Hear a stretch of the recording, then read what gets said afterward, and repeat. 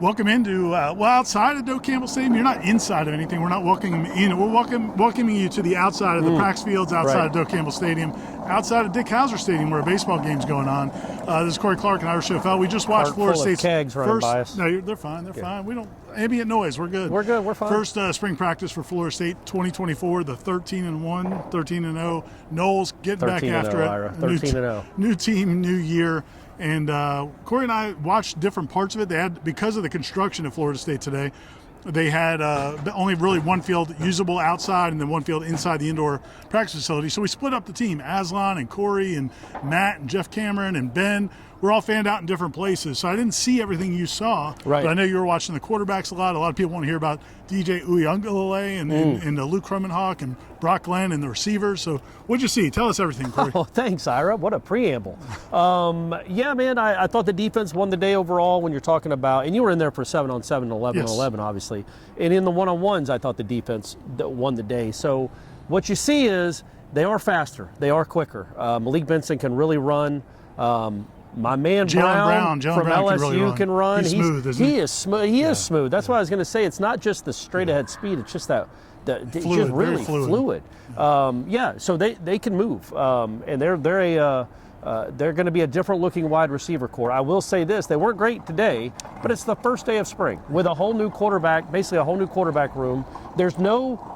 Like what I was thinking about it as I was watching, Ira, what's the constant from last year? What's the connection that was here last year that's still here this year? Is it like Brock Glenn to Portier? Because Portier barely practiced.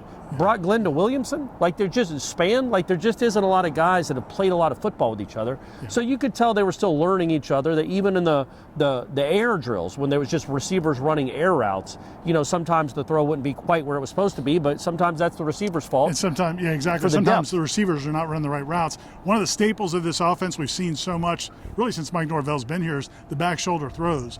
Well, you could tell some of these newer receivers don't really know how to run that exactly right, the way we've seen these guys who have been in the system for 3 or 4 years run it the right way. So all of that, there's so much teaching going on. To me, that's the overriding story of the day. That's normal in a lot of spring practices, but I think it's kind of jarring for this year for this team, because last year I don't know how much they really had to teach. Even when they're new players, they were assimilated by so many guys who had done it. Right. This is different. Yeah, I mean they have some true freshmen coming in. They have the freshman class from last year with Hakeem and Vandravius and Destin Hill. I thought Destin Hill had a nice day in the one-on-ones. He had I guess it would be a 90-yard touchdown. That DJ threw a perfect deep ball in the middle of the field that he just ran by the defender that I can't remember right now, but ran by the defender for a long touchdown. And then Malik Benson beat Charles Lester for a long touchdown on a throw from Brock Glenn.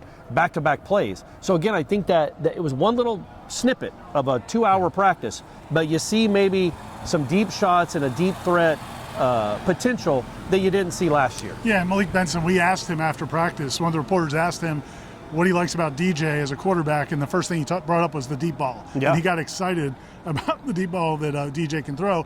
And that's what, you saw, as you said, you saw some of the raw talent, but there's so much learning that has to happen in terms of just nuances on both sides of the ball. Watching some of the defensive line drills, they've got some impressive defensive linemen in these transfers from, Oregon State's Sione Lolohea, Marvin Jones Jr., Tomiwa Durajay. I'm trying, buddy. I'm trying. Man, you nailed that first one. And Grady Kelly, the other defensive you nailed that one. I got Grady Kelly. They've got a lot of new talent, but even in that, watching Odell Higgins teach them just basic drills, it is like starting from scratch. Magic Benson, one play. We're getting every type of mode of transportation behind us. It's a college campus, Corey. I know, it's pretty awesome.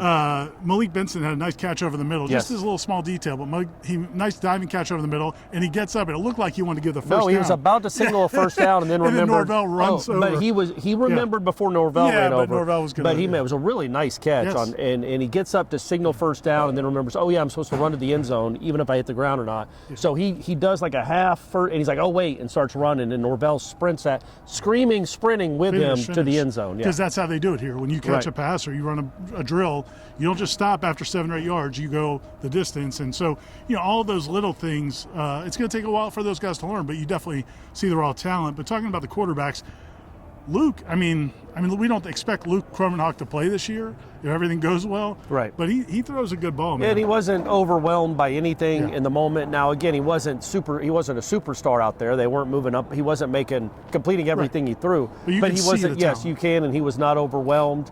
I thought DJ had a perfectly good day. Nothing outlandish. The thing that you see about him is just so easy. It's such an easy arm. Ball comes out of his hand and just like a flick of the wrist, it's going 35 yards downfield. He made a couple really nice throws, I thought, in 7-on-7. One to Destin Hill down the sideline. And then I thought Azareye'h Thomas was the best player on the field today. I asked Patrick Surtain about him afterwards, and he's like, look, he's a pro. He carries himself like a pro on the field, off the field, in the classroom. He expects to be a pro, and he goes, I do expect him to make even another leap to where he's an all-conference, all-American type player, because he did have a really, really good day today, I thought. I don't remember him giving up a completion, period. And then another guy just off the dome, just thinking about it, Landon Thomas, the tight end, just moves a little differently than tight ends typically move. You can see why, at one point anyway, I don't know what he finished, but at one point he was ranked the #1 tight end in the country because he can really move. And most of the wide receivers, most of the skill players that are freshmen coming in, you can see it. Like they don't really know how to compete for one against college defensive backs or college linebackers. They're just not ready yet. He looks like a guy who's pretty ready to compete with college defensive players. Going back to the DBs, as you said, Azareye'h Thomas had some really nice, beautiful breakup over the middle towards the end of practice. The thing about that DB room is, man, they are so confident and they don't shut up. But they are going to let you hear about it after every play. And Patrick Surtain's like, yeah, man, that's what I want. And what's cool about it too is I think there were, I didn't count them. I think there were 16 receivers out there. There were probably 14 or scholarship receivers or 15. And so it's a lot of, the battles are going to be endless this spring. Now, we don't expect them to have the same number of receivers in August as they do now. The portal is the portal. But for right now... There might be a couple different ones, maybe. Well, true. But it's for right now, it's like, man, they have a lot of competition in the secondary and a ton of competition at the wide receiver too. And I think that's something that's something we'll monitor all spring, is who's going to separate themselves. I thought Malik Benson, just from what I saw, you see that he's a probable starter. I'm not going to say he is a starter, and we don't mention depth charts anyway when we're out here, but I feel like you could see him being a probable starter. I think everything else, including him, is wide open. Yeah, no, really across the board. You watch the different positions, and it's hard to judge a lot of things on the first day of practice. No pads. They're not in pads yet. They won't be in practice pads for a few more days. So, offensive line, defensive line, there's just not a whole lot to say. But I would say that, you see some of the quickness from some of the young defensive linemen. KJ Sampson is a guy that Odell Higgins really talked him up yesterday when he was talking to Aslan, and he's a guy that you could tell he's got a lot of potential where he might be able to play a significant role this year. And that's Darrell Jackson, man. Did you see him today? Yeah. Well, what's funny is he's wearing a number of a former player that had been here forever. I don't want to kill the kid. Oh, you always did, Dennis Briggs. Nothing wrong. We love Dennis Briggs. But I keep he just didn't look like that. My mind, I keep saying, "Wow, Briggs is done. Briggs looks good," and it's like, no, that's not Briggs. Darrell Jackson is now wearing number 6, and it's a different looking production level from that jersey number. If he plays the way he looks, Florida State's going to be in great shape. And also Marvin Jones Jr. Had a couple of impressive plays in a row, beating a block, and then he's a pretty freakish athlete at that size. Patrick Payton, same thing. You like what you saw from the defensive line. It's spring; they're all healthy right now, but you feel like they have as much depth as they've had, or maybe more, honestly, than they had last year with the transfers. But I thought Marvin Jones was impressive in the limited number of reps I saw him take. Yeah, and I watched him. I went with the defense inside where they just did the drills where they're going against pylons and running through different drills. The explosiveness is definitely there, and he's put on some size. I guess he's close to 260 now. He's looking like a defensive end, not an outside linebacker, which is what he played at Georgia, and he's an impressive dude. Also, really cool thing that happened today at Florida State practice was a lot of former players here because Pro Day is on Friday. Yeah. So it seemed like, man, I think Trey Benson threw out the first pitch at this game. Jermaine Johnson was here. Jared Verse, Johnny Wilson, Jordan Travis, a guy named Jordan Travis, Jarian Jones, Renardo Green. Just up and down the line. It was really cool to see all those guys there. And one cool moment was I was watching Jarian Jones and Akeem Dent talking, and they got Jarian got mad that the DBs weren't talking enough with each other. During the 7-on-7 drills, right? Yeah, he was yelling at him, communicating. So he grabbed Akeem Day. He's like, those guys aren't communicating enough. They sprinted over to go coach up those guys. It was just a cool moment. Another former Nole was here. That's kind of the how programs are built, right? And sustained. That kind of ownership of the team you're leaving, but you still feel a part of the team. Another former Nole was here. We can't talk too much about it, apparently. Ernie Sims was here, former FSU All-American linebacker, NFL vet, played 8 years in the NFL, has been in college coaching. He's here wearing some FSU gear. Mike Norvell didn't want to talk about it officially after practice, but it sounds like we might be seeing more of Ernie Sims, which would be cool as well. And on the field? I don't think on the field. I don't think on the field. Oh, okay. On the field, but that would be pretty cool. Yeah, if he had one more year of eligibility. He did leave early. Yeah. But no, it's again just a good feel, I think, overall. But a lot of learning.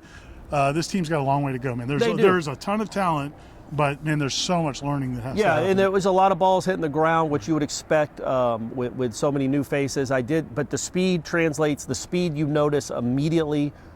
It was, I'm so terrible with names now. The kid from Indiana, Chakai's brother. Jalen Lucas. Jalen Lucas. So he took a screen pass, and holy moly, is that kid fast. Not only does he go the distance, but he goes the distance in a blur. Very quickly. Yeah. One of the linebackers had it looked like he had the edge on him, or had an angle on him, and he just ran right through the angle. He's really fast. He's not even a guy we ever talk about, but that's a weapon back there too. Yeah, no, there's definitely a lot of weapons. It's going to be a fun how spring. How are they not going to go 13-0 again? Hey, you're the one that's saying that they're not. I'm not. You're right. Yeah, that's right. We've got plenty of coverage coming. We talked to several players today. We talked to Malik Benson, Lawrence Stofili, and who else we talked? Patrick Surtain and Patrick Payton as well. Yeah. So you can go watch those interviews as well. Mike Norvell talked, and then we'll have plenty of coverage. Corey will have his observations. Yeah. At warchant.com, you got to be a member. You got to pay up to read those. Right. And we'll have plenty more content coming in the next couple of days. Florida State returns to practice on Thursday. Yep. And but we'll have plenty of coverage between now and then. So stay tuned to warchant.com, Warchant TV, and we'll see you next time.